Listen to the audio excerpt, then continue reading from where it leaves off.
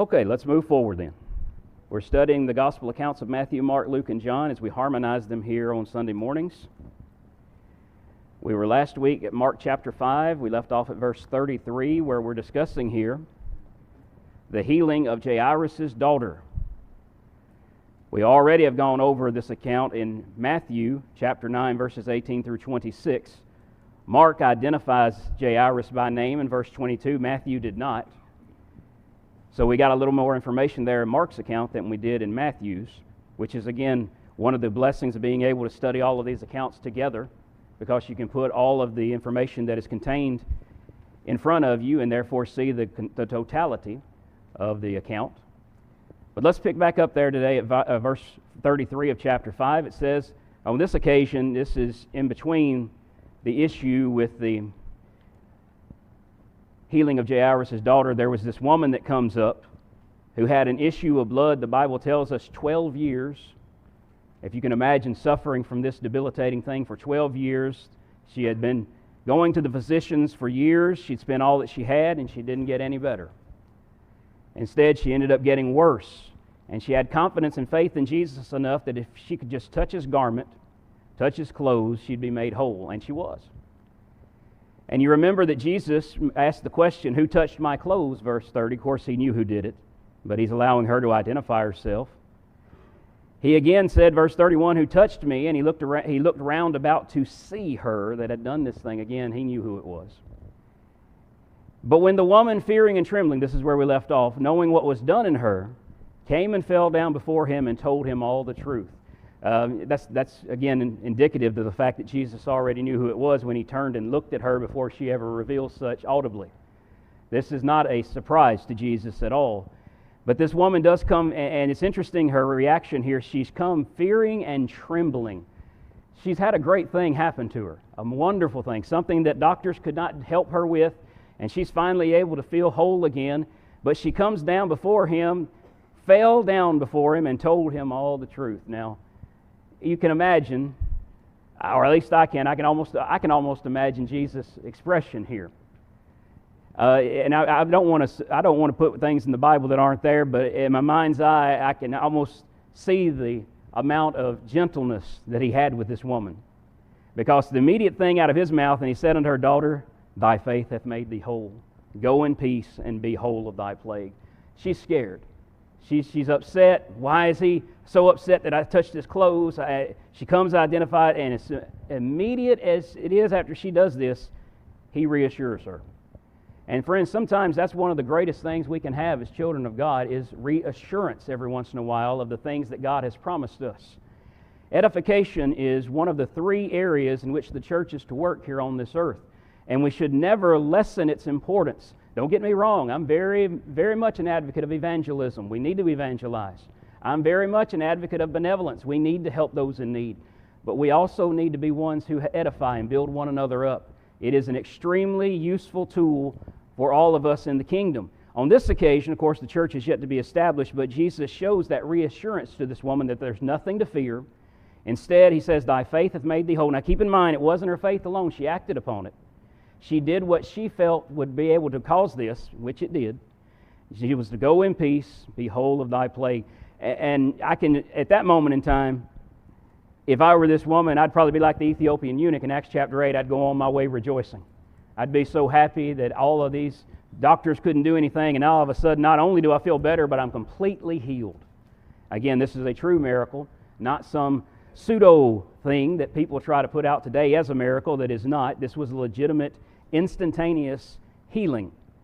Verse 35 says, while he yet spake, there came from the ruler of the synagogue's house certain which said, "Thy daughter is dead." Now we get back to Jairus again. Jairus was one of the rulers of the synagogue, verse 22.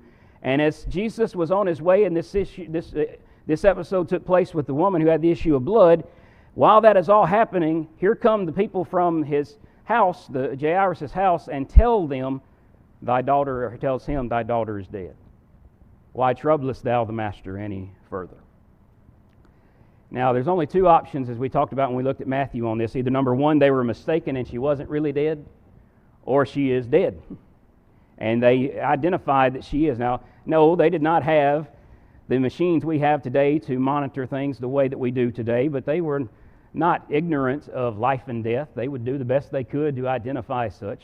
And as best as they can determine, she's dead. And as soon as Jesus heard the word that was spoken, he saith unto the ruler of the synagogue, again, that's Jairus. And again, what did he do when the woman was fearing and trembling? He offered her reassurance, kindness, gentleness. Well, here Jairus receives what has to be terrible news. His daughter died. What's the first thing we find Jesus doing? He saith unto the ruler of the synagogue, that's Jairus, be not afraid, only believe. He does not need to give up at this moment. Why was the woman who had the issue of blood healed? Thy faith hath made thee whole. If Jairus loses faith here, he's not going to be able to enjoy the blessing that is to come. So therefore, even though it's sad news that you hear your daughter's dead, Jesus tries to reassure and build him up. Be not afraid, only believe. Now, I mentioned before, this only believe here is not in regard to salvation. If somebody comes up and tries to use this verse to say, well, there it is, the Bible says that's all Jesus said, you only need to believe, that's it. That had nothing to do with salvation. It had to do with reassuring the faith of Jairus, who just heard his daughter was dead. It didn't have anything to do with salvation. He didn't need to lose faith. He didn't need to lose hope. And he suffered no man to follow him save Peter and James and John, the brother of James. And a lot of times those were kind of the inner circle amongst the disciples, amongst the apostles that followed around with Jesus. So he doesn't go along with all of them, just these three, Peter, James, and John. And he cometh to the house of the ruler of the synagogue, that's Jairus' house, and seeth the tumult, and them that wept and wailed greatly. This is a little different back then than it would be today, but it's not completely different.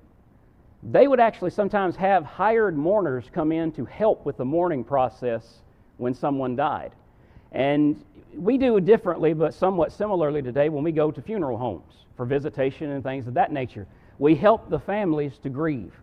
And that's a very important part of the process. They need to be able to grieve.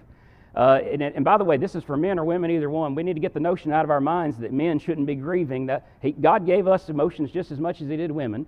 And yes, there needs to be a stark difference between men and women, but when it comes to showing emotions, Jesus wept, John 11:35. There's nothing wrong with showing emotion. And on this occasion, Jairus and his family are no doubt very upset. And there is this great tumult, this great noise. People are weeping and crying and wailing. They're so upset, they're so overcome. And when he was come in, he saith unto them, why make ye this ado and weep? Now, I mentioned earlier there's only really two options. Either number one, she's dead, and they're right. Or number two, she looks like she's dead, but she's not. Jesus says the damsel is not dead, but sleepeth. But that could be him just using a term there in a way to indicate to them that she could be revived. And it may not be that he's meaning that she literally was physically alive at that point, but rather that she could be risen from the dead, in that sense being the idea of sleepeth there. She's not, in the sense of being spiritually dead, that's certainly not the case. She's not without hope is the idea. Either way, Jesus has the power over to heal her, to cause her to rise, but they don't believe him. And they laughed him to scorn. Have you ever been made fun of? Not a good feeling, is it? It can cause a lot of grief in our hearts, and sometimes, unfortunately, it can defeat us in what we're trying to do because we get so downtrodden by it. Well, Jesus is being laughed to scorn here. This is not them accepting the truth. This is not them having faith in him. They're over here belittling basically what he's saying. But when he had put them all out, he taketh the father and the mother of the damsel and them that were with him, and entereth in where the damsel was lying. And he took the damsel by the hand and said unto her, Talitha cumi, which is being interpreted, Damsel, I say unto thee, arise. I actually knew a person, or I know a person by the name of Talitha. I guess apparently her parents chose that name from this particular verse in the Bible.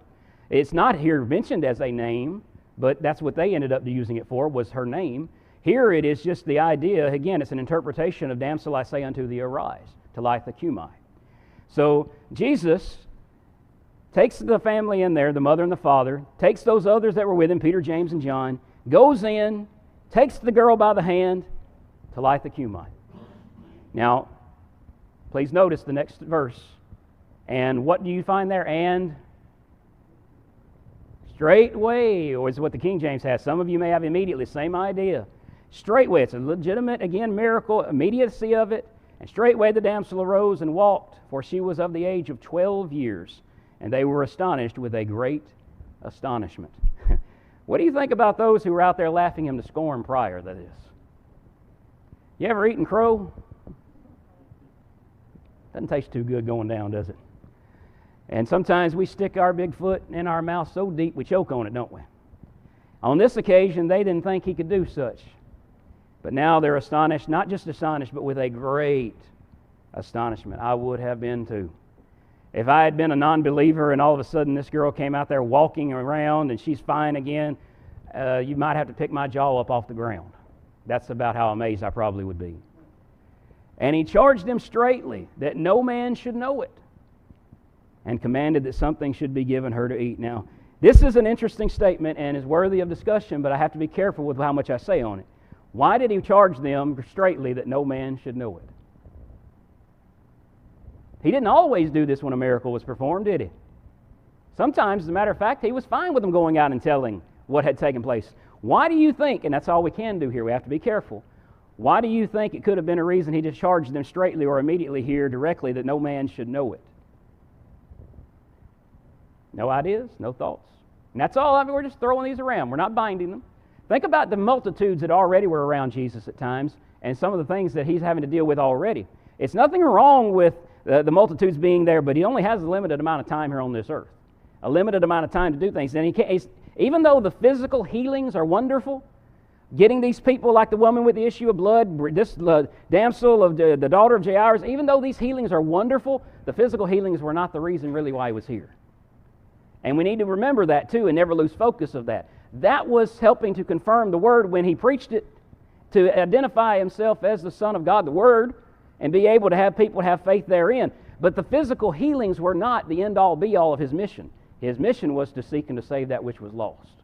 And that was more important. It could be, and I'm just throwing this out as a possibility, that he did not want it to come to a point where the physical things were overriding his spiritual mission. And I don't know that. I'm not binding that. It's just a thought to throw out there. We don't have it explicitly stated, and that's where we have to be careful when we touch on things in God's Word or when it's not in God's Word. If it's not there, we don't need to bind anything on it. And just accept it for what it says and take it at its word. All right, any question on Mark's account? All right, let's move over to Luke's. Luke chapter 8, verses 41 through 56. Who will read for me? Don't all, everybody volunteer at once now. Shelley, go right ahead. Yes, ma'am. And y'all, I want you to volunteer. I'm sorry. Y'all go. I want y'all to be feeling comfortable doing it. And behold, there came a man named Jairus, and he was a ruler of the synagogue, and he fell down at Jesus' feet and besought him that he would come into his house. For he had only one daughter, about 12 years of age, and she lay a dying. But as he went, the people thronged him. And a woman having an issue of blood 12 years, which had spent all her living upon physicians, neither could be healed of any, came behind him and touched the border of his garment, and immediately her issue of blood stayed. And Jesus said, Who touched me? When all denied, Peter and they that were with him said, Master, the multitude throng me and press thee, and sayest thou, Who touches me? And Jesus said, Somebody hath touched me, for I perceive the virtue is gone out of me. And when the woman saw that she was not hid, she came trembling and falling down before him, and declared unto him all the people for what she had touched him, and how she was healed immediately. And he said unto her, Daughter, be of good comfort, thy faith hath made thee whole, go in peace. While he yet spake, there cometh one from the ruler of the synagogue's house, saying to him, Thy daughter is dead, trouble not the master. But when Jesus heard it, he answered him, saying, Fear not, believe only, and she shall be made whole. And when he came into the house, he suffered no man to go in, save Peter and James and John, and the father and the mother and the baby. And all wept and bewailed her, but he said, Weep not, she is not dead, but sleepeth. And they laughed him to scorn, knowing that she was dead. And he put them all out, and took her by the hand, and called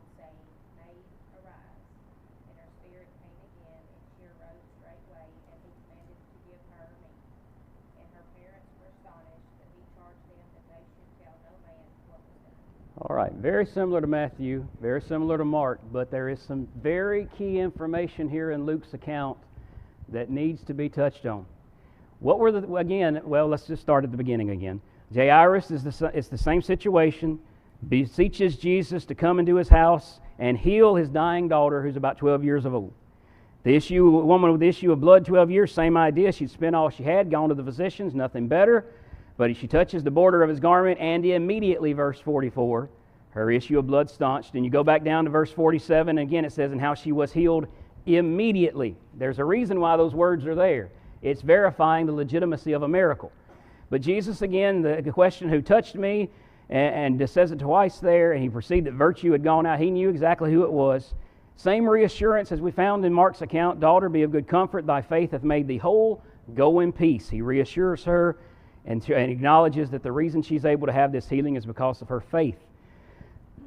And when we come down to verse 49 and start picking up there, this is where we get Luke's account really gets interesting in a way, a little bit more so than Matthew and Mark's. Matthew and Mark were left with the impression that the daughter was dying. The people come back, tell Jairus that she's dead, and I said there were only really two options that it could be, right? Either number one, she's dead, or number two, she appeared dead, right? Luke's account makes it clear to us completely. And I'll explain to you why. If you'll notice there, the same is going on. Jesus is there with Peter, James, and John, verse 51. Jairus is encouraged in the previous verse to believe only, not lose his faith, not to be fearful. She still could be made whole. Jesus acknowledged, weep not, she is not dead, but sleepeth. The laughing to scorn is just like there in Mark's account in verse 53. But please notice very carefully, after he says the words, made arise, look at verse 55. And her spirit came again. What is the definition of dead? The body without the spirit is dead. James chapter 2. Just like faith without works is dead. This girl was dead. She arose straightway, and he commanded to give her meat. And her parents were astonished, but he charged them that they should tell no man what was done. So no, Matthew and Mark's account don't give us that information, and you're left with the idea that there can only be two options, but there really is only one option. The only option that there is she's legitimately dead, and she is legitimately resurrected here. Which, by the way, is interesting. People struggle sometimes with the notion of the resurrection of Christ, and they stumble at that point because they don't believe. But friends, there were resurrections before Jesus ever was resurrected. Think about that for a moment. Lazarus, come forth. Was Lazarus dead? Yes, he was resurrected. Jairus' daughter, was she dead? Yes, was she resurrected? When the crucifixion took place, the day of the crucifixion, there were graves opened on that day, remember? And the dead came forth on that day, some did. So there were already resurrections. It amazes me that so many will trip up at Jesus, but then there was actual people that saw otherwise when he was in his earthly ministry as well. All right, and her parents were astonished, verse 56, but he charged them that they should tell no man what was done. And again, why? We don't know for sure, but look back at verse 42. But as he went, the latter part of that verse, the people thronged him. Keep that in mind. It's a possibility. I'll leave it at that. Not go any further with it. So any questions or comments, and then when we see what Luke's account gives us. Yes, sir.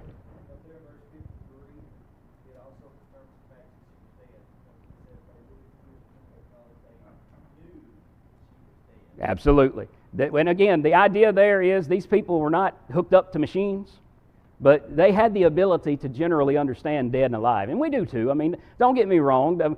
We could be wrong a little bit on some of it sometimes, but generally speaking, you're going to know when a person is dead or not. I can think back to my cat dying back in January. I remember watching his last breath, and I remember watching his heart stop. Literally, I could see it beating, and then it just ceased. And it's immediate when it does that. I mean, it's an immediate thing. Rigor mortis started setting up immediately. You can tell when someone's literally dead or not. Which, by the way, is a good thing, too, when you think about Jesus on the cross. Because there is this doctrine that he just swooned on the cross and passed out and he never really died. They knew he was dead. They didn't put the sword in his side because they knew he was dead, rather they didn't break his legs. They put the sword in his side. They knew he was dead already. They didn't have any problem with being able to identify that. So good point. Anything else?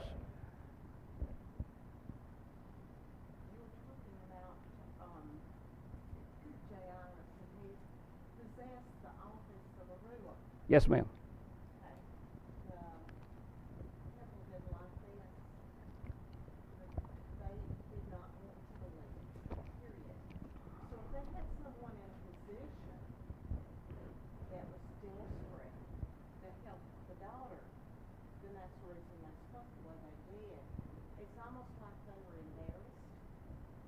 Possible. They're looking for something wrong. Oh, that many times over. Yeah, there were a lot of people looking for anything they could blame Jesus for, anything. But in regard to this, I understand where you're coming from. This is not the temple. This is a synagogue, but it's a meeting place where Jews came together. And a lot of times the leadership of the Jewish people, a lot of them did not believe. A lot of them were the ones ridiculing and trying to find fault and such like. And that could have been, with him being laughed to scorn by some of these folks too, that could have been that idea. They didn't really believe in him. They didn't really think he could do it. But Jesus proves otherwise. Yes, ma'am.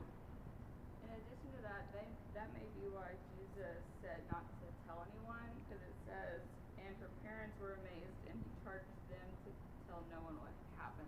I don't know if the them is just the parents and not the whole people, but it almost seems like it's in close quarters. He told them not to say anything, and I've heard people say that might be because the fullness of time had not come.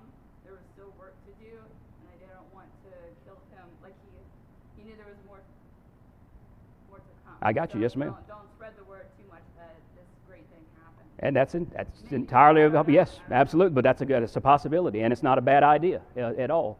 And it is true that his time had not yet come yet. And if this got out and people were wanting to come after him in a negative way, it wasn't quite time for that yet. So that is a good, valid point too. But we really don't know. And everything on that is supposition. But it's not a bad idea. It's not a bad idea at all. I just can't say one way or the other. Yeah, I don't know. Yes, ma'am.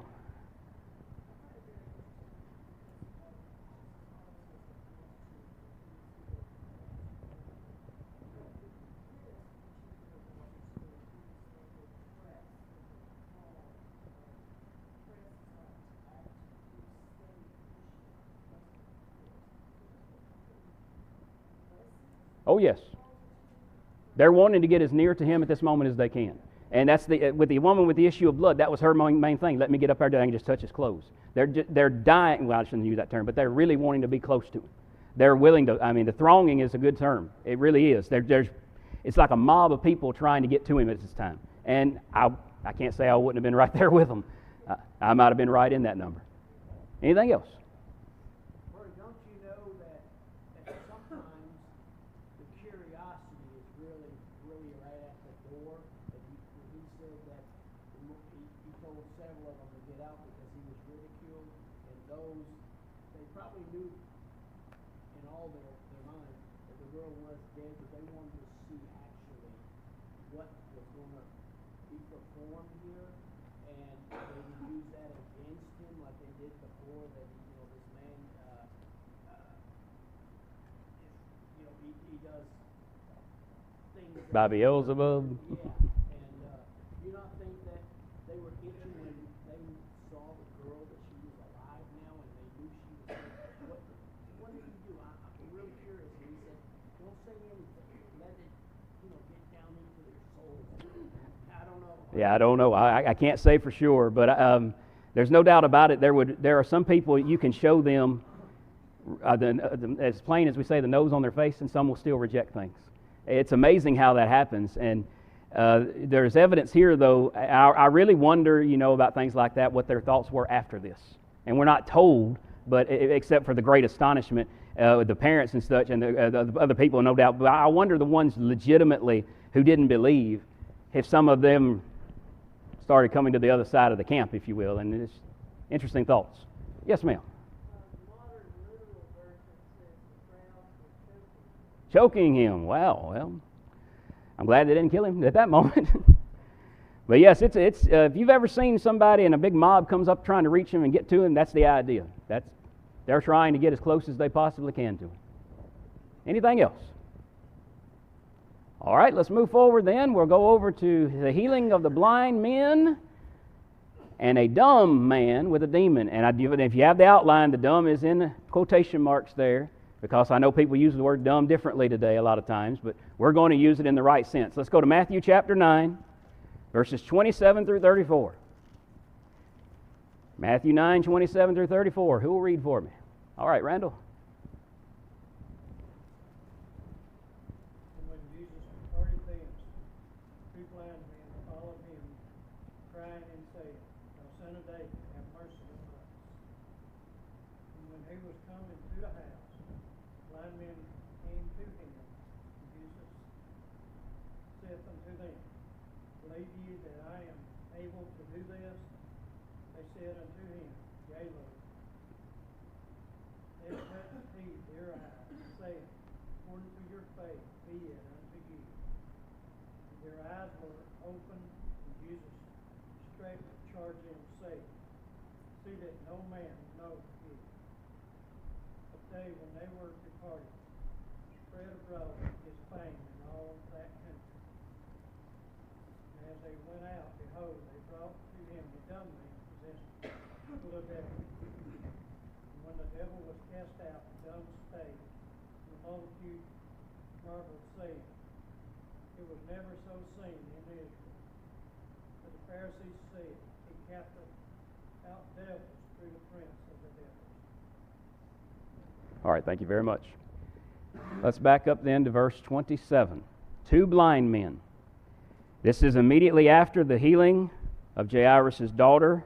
In context here in Matthew 9, that departing thence would be that he's left that area, and he finds 2 blind men following him. Keep in mind, we've already talked about the throng, the multitudes, and this and that and the other, how it's worded in different versions. And the idea here is, no doubt in my mind, these men are just as much as like the woman with the issue of blood. They're desperate. They've heard things. They haven't seen because of their blindness, but they've heard things, and they know that he's able to do such. The crying and saying, Thou Son of David, is important. They identify Jesus as the Son of David. Why is that an importance? Okay. Why was it important, though, that he was of the lineage of David? That's right, a fulfillment of prophecy. You go over to Acts chapter 2 in particular on the day of Pentecost. Pick up reading there when Peter stood up with the other 11 and began to preach. The main message that he was teaching there was about Jesus, that he was both Lord and Christ. But he uses near the end of that sermon a great example, that David was still dead and in the grave, if you will, in that sense. But Jesus is, in that sense, greater than David. But he's also of the seed of David. And the Messiah was to come of the seed of David. And that's an important thing too. Keep that in mind, that it had to become from the seed of David prophetically. So they acknowledge him, Thou Son of David, have mercy on us. At the end of the day, friends, every one of us needs mercy. And when he was come into the house, the blind men came to him. And Jesus saith unto them, Believe ye that I am able to do this? They said unto him, Yea, Lord. Now, does Jesus know their legitimacy? Yes, he's God in the flesh. Why then does he ask them this question? Is it for the men? The others who might be there? We have to be careful again. But nonetheless, he asked them, Believe ye that I am able to do this? They say unto him, Yea, Lord, which shows a great amount of faith in the fact that something can be done to cause them to be able to see. Then touched he their eyes, saying, According to your faith, be it unto you. Just like with the woman with the issue of blood, thy faith hath made thee whole. Just like with the issue of Jairus with his daughter, remember, he was not to lose faith. He was not to fear, only believe. Well, here, these men needed to have the faith that could happen. They acknowledged they do, and their eyes were opened. And Jesus straightly charged them, saying, See that no man know it. So again, the immediacy of the miracle verifies or validates that it is a sincere miracle. And it gives the same idea again of not wanting this to be known like he did with the healing of Jairus' daughter, but guess what? But they, when they were departed, spread abroad his fame in all that country. Now, I'm not saying that this is what our Lord did. Everybody hear me on that one? I am not saying, what I'm about to say is not me saying that I'm saying, hang on a minute. I am not absolutely saying the Lord did what I'm about to talk about, okay? But I'm throwing it out there as something to talk about in class as a discussion point. Have you ever wanted somebody to not say something and you knew as soon as you told them that it was going to go all over? You ever had that happen? Maybe you didn't want, but you knew it was going to happen. Jesus obviously knows all. He's God in the flesh. Does he know they're going to do this? Yes. Nonetheless, they didn't obey him. And as it happens, it says, spread abroad his fame in all that country. It begins to spread like wildfire. And more people are hearing about this Jesus of Nazareth who's able to perform these great miracles. And as they went out, behold, they brought to him a dumb man possessed with a devil. Now, this is not talking about the man's intelligence. What does it mean to be dumb? Okay, you're unable to speak. That's right. You cannot speak. But this time it says, the dumb spake.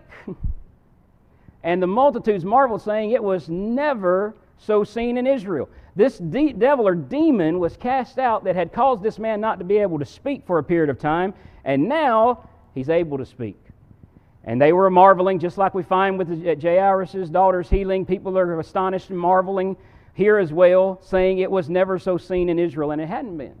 There had never been anyone like Jesus before, and there never was going to be another one like him again. He was unique in every aspect. But the Pharisees, here we go. But the Pharisees said he casteth out devils or demons through the prince of the devils or demons. And that's not the first time we've seen that accusation railed at him. They've tried that before. That's their way of excusing this from they can't deny the miracle. See, that's the amazing thing. Notice they don't try to deny the miracle. What they try to do is say that it's done by wicked means. They cannot deny that the blind men could see. They cannot deny that the young daughter was dead. They cannot deny that the dumb was possessed of a demon and couldn't speak. Now they can't deny those things. Everybody knew those things were real. So what do? They try to attack Jesus and say he's able to do it because of evil means. And friends, that's ridiculous. Remember, Jesus made the example that a house divided against itself will fall. It makes no sense why that would even be the case. And Jesus, we touched on that previously when we talked about it in other places where they accused him of that such thing as well. So no, Jesus is not casting out demons or devils through the prince of the devils or demons. He's able to do it by the power of God. All right, that's very short, very quick. Any questions or comments on the healing of the blind man and the dumb man with a demon? Yeah, the blind man was the one that saw, could see, just were blind. Hey, that's a good way of saying that. That's very good. Brother Bohannon said the blind men, of course, figuratively speaking, they could see the need and going to Jesus, and the ones who literally could see, a lot of times didn't. They wouldn't go to him. That's pretty good. Sometimes the blind can see better than the ones who have sight, maybe in some ways. Anything else? All right, let's move on then. X on the outline, Jesus visited Nazareth and was rejected. All right, let's go to Matthew 13. Someone read for us verses 54 through 58, please. Who will read that? Wayne? And when he was coming to his own country, he taught them in their synagogue, insomuch that they were astonished and said, whence hath this man this wisdom and these mighty works? Is not this the carpenter's son? Is not this his mother called Mary? And his brethren James and Joseph and Simon and Judas? And his sisters, are they not all with us? Whence then has this man all these things? And they were offended in him, but Jesus said unto them, the prophet is not without honor, save in his own country and in his own house. And he did not many mighty works there because of their unbelief. All right, thank you very much. Matthew's account tells us that Jesus had been teaching parables, verse 53, but now he has come into his, quote, own country. Mark's account is the same way. It will reference his own country. But when you go to Luke's account, in Luke chapter 4, you'll find there that the word is Nazareth, which, of course, if you know the history of Jesus, what was his birth city? Bethlehem. His childhood city? Nazareth. And if you want to look at it kind of as his adult city, what was it then? Capernaum. Those were kind of the ideas, but his childhood rearing area was Nazareth. That's where he grew up by large, was in that area. So he goes back into Nazareth and he teaches them in their synagogue. I've got about a minute on that clock, and I am not going to get done in a minute on that clock. I'm going to hold off on discussing too much of this right now because if we get into it, I'm going to want to keep going. So we're going to stop there at verse 54, and Lord willing, we'll come back next week and we'll pick up there at Matthew 13. All right, thank you for your time.